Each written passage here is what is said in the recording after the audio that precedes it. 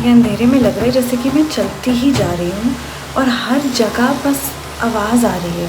सीढ़ियाँ हैं, दरवाजे हैं और दरवाज़ों के पीछे यहाँ तो अंदर जाने में भी मुझे डर लग रहा है।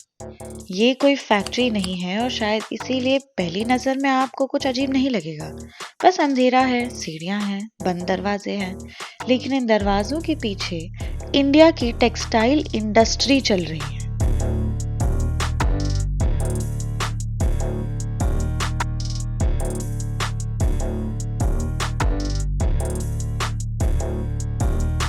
आप स्क्रीन पर जो देख रहे हैं वो रिलायंस बैक्ड ब्रांड क्लोविया है, करीब 950 करोड़ की कंपनी। लेकिन इस ब्रांड के कुछ प्रोडक्ट्स हमें कुछ ऐसे कमरों में मिले जहां हमें जाने में भी डर लग रहा था। कंपनी का वो दिखाऊं नाम?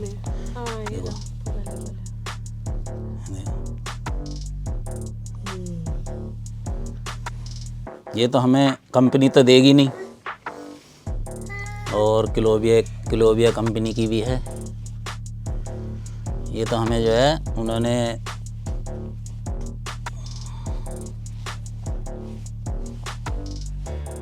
सब एक कंपनी की है।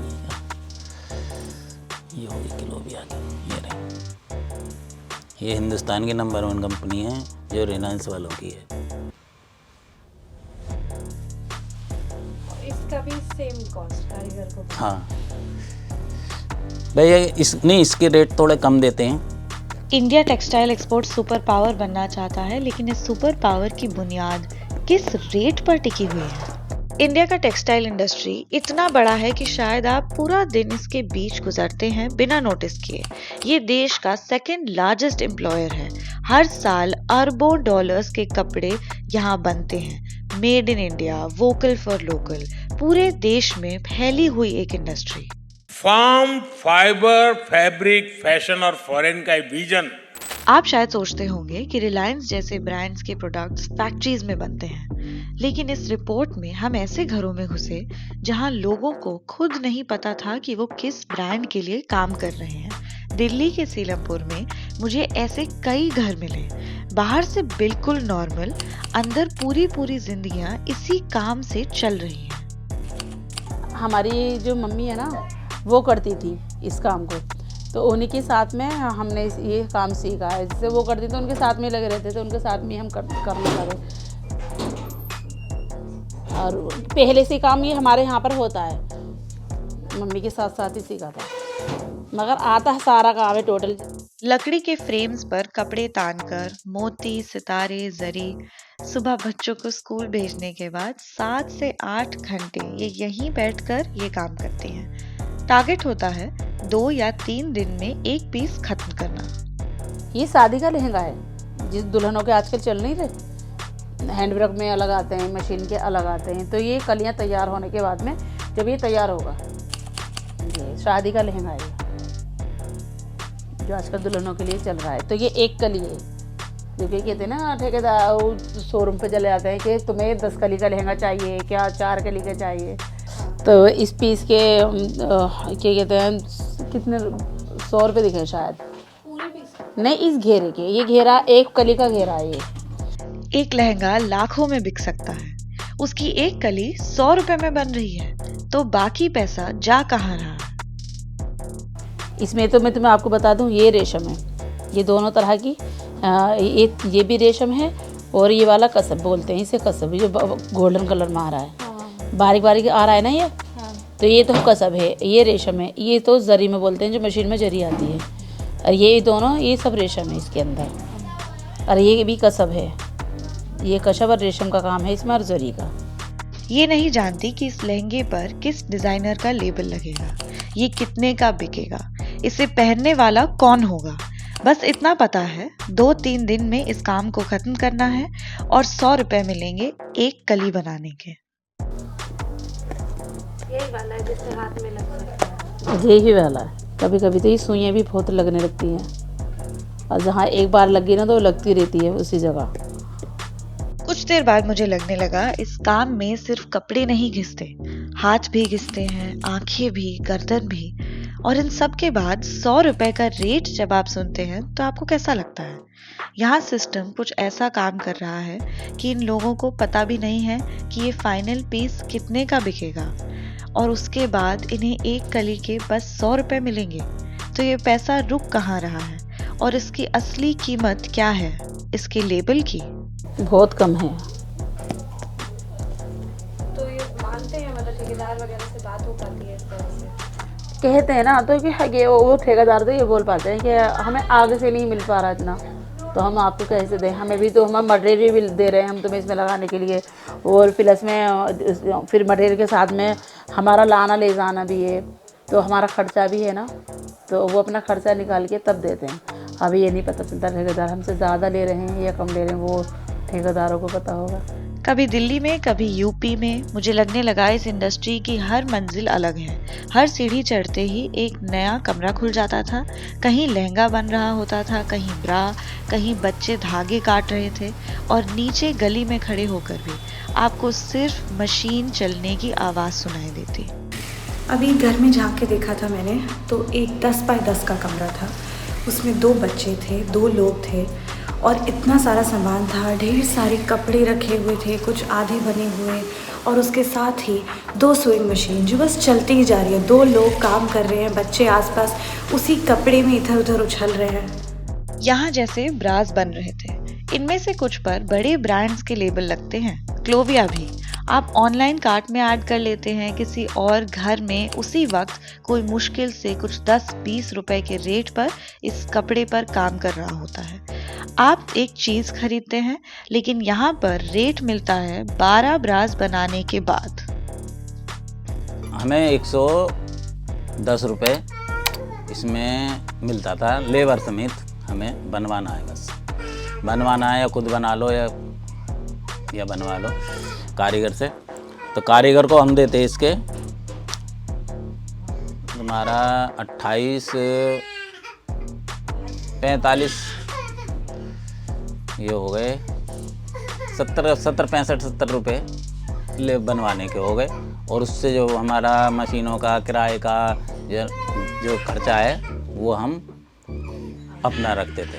अगर 12 ब्रास का MRP करीब 4000 के आसपास हो सकता है, और लेबर का यहाँ पे कॉस्ट है 65 रुपीज़, तो कपड़े की इंडस्ट्री में असली वैल्यू किस चीज़ की है? ब्रांड, मार्केटिंग, या ये इनविजिबल लेबर की? आप जिस ब्रा को सेल में अफोर्डेबल बोलते हैं, उसका लेबर सही में 5 से 6 रुपए पीस भी नहीं होता। और यही हम पहली बार किसी ऐसे से बात कर पाए जो इस पूरे सिस्टम के बीच में खड़ा है। फैक्ट्री और घर के बीच का लेयर। रेट ऊपर से आता है और नीचे तक पहुंचते पहुंचते छोटा छोटा होता चला जाता है। अजीब बात ये थी कि नंबर्स लेकिन हर जगह ऑलमोस्ट सेम थे। हर जगह लोग एक ही बात कह रहे थे कि 12 पीस होते हैं तो 60 से 65 रुपीस मिलते हैं। लेकिन बीच का ये लेयर शायद इस इंडस्ट्री का सबसे कम समझा गया हिस्सा है। कौन है ये कॉन्ट्रैक्टर्स जो ये सब कुछ नेगोशिएट करते हैं, फैक्ट्री से भी और लोगों से भी? फैक्ट्री से इनका एक्चुअली में रिश्ता किस तरह से होता है, और आखिर कपड़े का पैसा कहाँ रुक रहा है कि इन लोगों को कहीं पर भी 60 to 65 रुपीस ही मिलते हैं? ये सब कंपनी की है।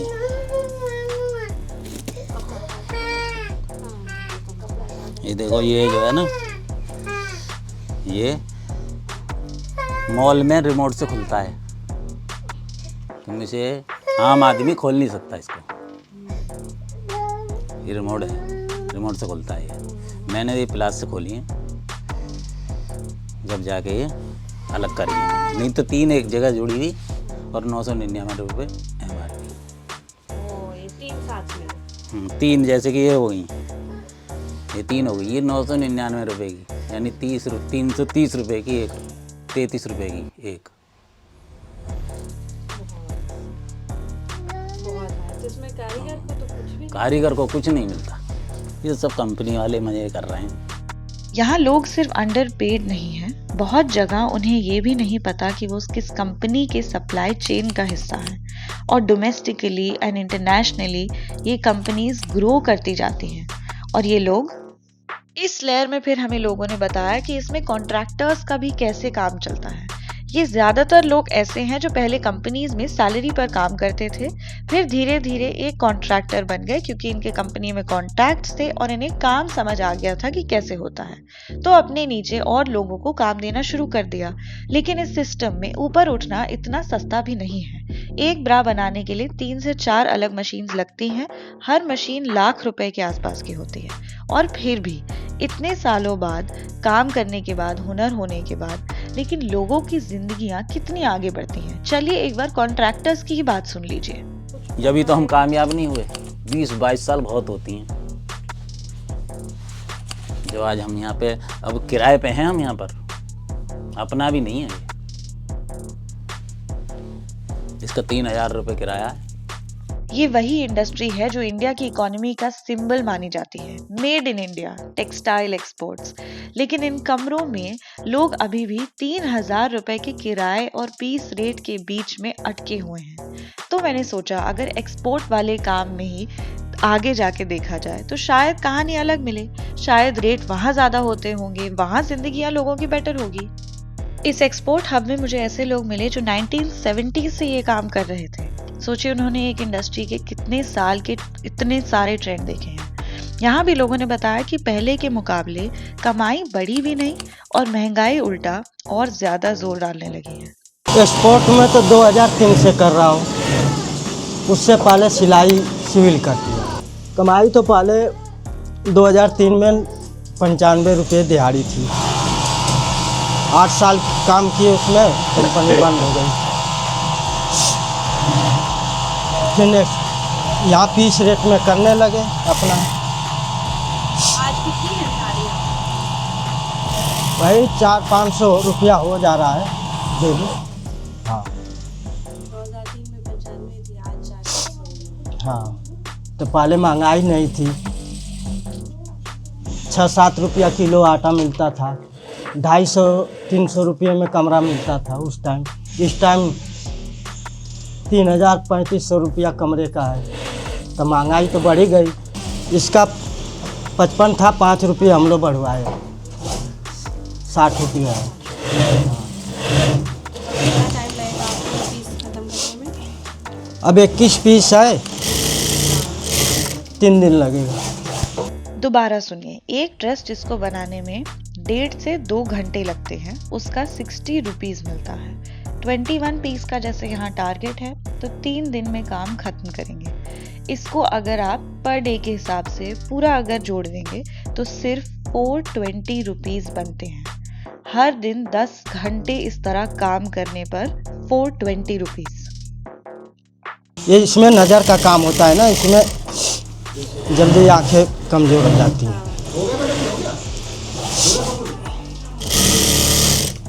इंडिया दुनिया के सबसे बड़े टेक्सटाइल एक्सपोर्टर्स में से एक है, लेकिन इनफॉर्मल टेक्सटाइल लेबर का एग्जैक्ट साइज सरकार के पास भी प्रॉपर्ली डॉक्यूमेंटेड नहीं है। ये फैक्ट्रीज ऑफिशियली फैक्ट्रीज भी नहीं है। बहुत जगहों पर काम घरों में शिफ्ट कर दिया गया है। यहाँ इंस्पेक्शन भी मुश्किल है, अकाउंटेबिलिटी मुश्किल, और ये पूरा लेबर इनविजिबल। लेकिन कितने सालों तक? क्या आपको लगता है कि सरकार को इसके बारे में कुछ पता नहीं है या वो पता नहीं कर सकती है? इस रिपोर्ट में हमने फैक्ट्रीज कम देखी, घर ज्यादा देखे, ऑफिशियल बोर्ड्स कम देखे, पीस रेट ज्यादा देखे और हर मंजिल पर एक ही चीज रिपीट होती हुई देखी। कपड़े ब्रांडेड होते गए, लेबर इनविजिबल होता गया। मेड इन इंडिया लिखा हुआ रहता है, लेकिन इंडिया में ऑन द स्पॉट इसे बना कौन लोग रहे हैं? इनके नाम का लेबल इस देश में है, लेकिन इनके नाम और इनके काम की गिनती सरकारी रिकॉर्ड में कभी भी नहीं होगी। इंडिया में प्रोटेस्ट का मतलब क्या है? हाल के समय में इस देश में धरना प्रदर्शन कुछ इस तरह दिखाया जाता है जैसे हर प्रोटेस्ट के पीछे कोई हिडन एजेंडा हो, जैसे लोग सड़क पर अपनी आवाज नहीं किसी और का प्लान लेकर आते हैं। लेकिन प्रोटेस्ट होता क्यों है? और क्या इस देश में अब सारे प्रोटेस्ट एक जैसे होते हैं? जैसे यहाँ ऑन द स्पॉट ये भी प्रोटेस्ट है। हर धरने की तरह यहाँ लोग सड़क पर इसलिए आते हैं क्योंकि उन्हें सरकार के सामने अपनी बात रखनी होती है। लेकिन अगर आपको पता ही ना हो कि कहना क्या है, क्योंकि आप कोई इन्फॉर्मेशन ही नहीं रखते हैं, तब क्या प्रोटेस्ट ऐसा ही दिखेगा?